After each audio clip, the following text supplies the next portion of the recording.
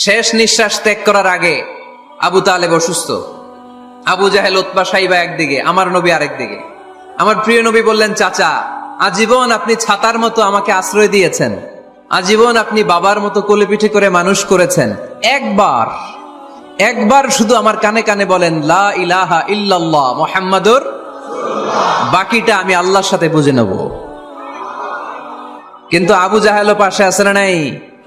আবু জাহেল কয় না, আবু তালেব খবরদার, আজীবন যে শিরকি ধর্মের উপরে ছিল ওইটার উপরেই থাক, বাপ দাদার ধর্মে চুন কালি মাখিস না।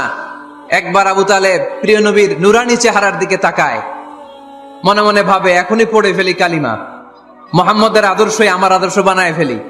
আবার যখন আবু জাহেল উতবা সাইবার দিকে তাকায়, মনে মনে ভাবে না, আগের ধর্ম ছাড়তে চাই না। এই দোটানা অবস্থা থেকে শেষ নিঃশ্বাস ত্যাগ করার আগে আবু তালেব এটা বলে মারা গিয়েছে, আলা মিল্লাতি আব্দুল মুত্তালিব, আমি আব্দুল মুত্তালিবের শিরকি ধর্মের উপর থেকে শেষ নিঃশ্বাস ত্যাগ